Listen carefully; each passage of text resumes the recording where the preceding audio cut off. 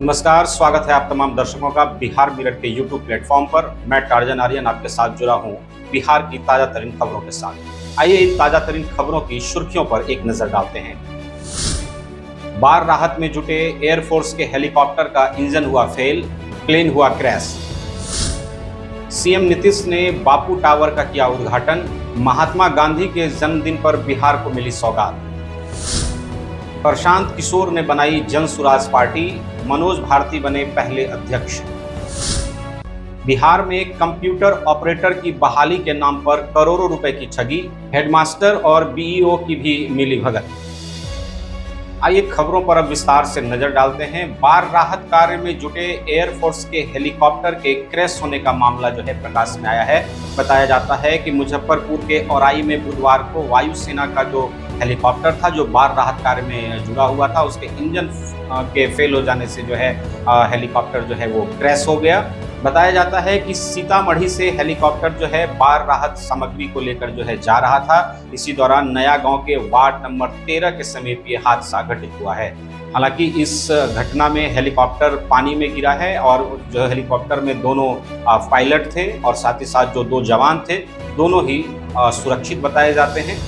हादसे के बाद चारों ओर अफरा तफरी का माहौल उत्पन्न हो गया। चारों ओर लोगों की चीख पुकारें मचने लगी और जल्दी जल्दी एहतियातन के तौर पर जो है एसडीआरएफ और एनडीआरएफ की टीम के संयुक्त प्रयास तथा स्थानीय लोगों की मदद से जो है सभी लोगों को जो है सुरक्षित रूप से जो है रेस्क्यू किया गया।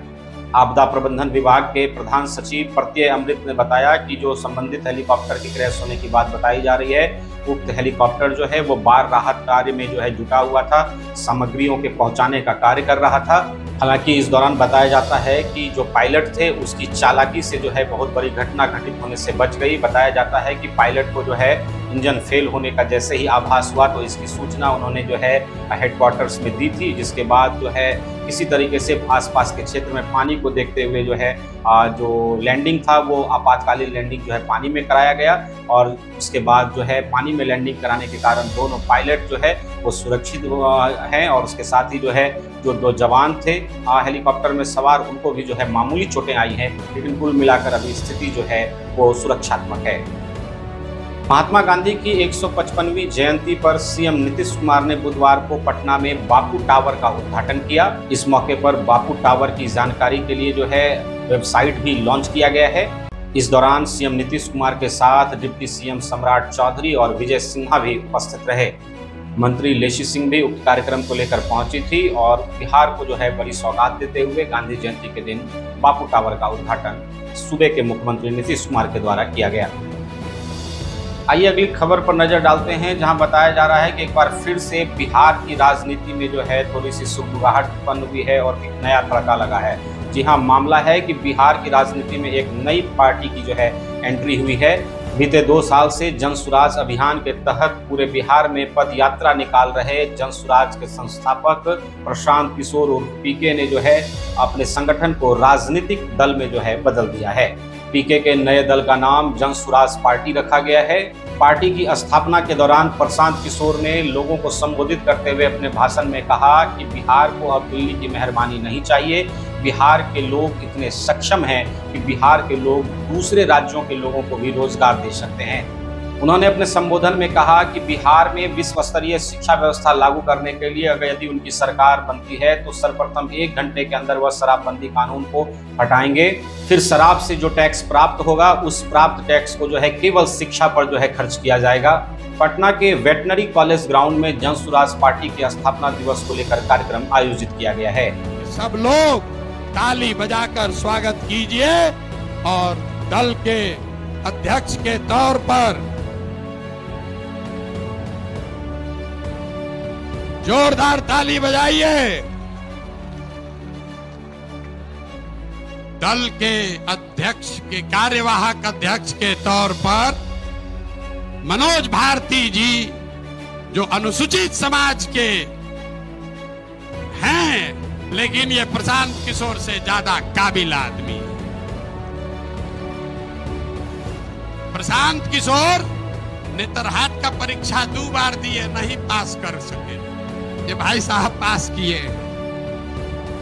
प्रशांत किशोर आईआईटी नहीं गए हैं, ये आईआईटी गए हैं। Prashant Kishor IAS, IPS, IFS नहीं हैं। ये सज्जन आईएफएस रहे हैं, 4 देशों में भारत के राजदूत रहे हैं, बिहार का गौरव बढ़ाया। बेलारूस में, यूक्रेन में, इंडोनेशिया में, तिमोर लास्ते में, 4 देशों में ये भारत के राजदूत रहे हैं। और भारत में भारतीय समाज के फिलॉसफी पर एक बहुत अच्छी किताब भी लिखी है, ये आपको अपने शब्दों में बताएंगे। तो जितने लोग आप यहाँ खड़े हैं, लोग हमको कह रहा था कहां से खोजिएगा बढ़िया आदमी, कोई है यहाँ अच्छा? तो ये पहला नमूना आपके सामने दिखा रहे हैं। ये पहला नमूना है, सही चुने हैं कि नहीं चुने हैं?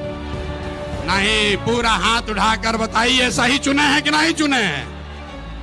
बोलिए सही है, समर्थन है कि नहीं है? कल ये मत कहिएगा कि प्रशांत किशोर चुन के बैठा दिए।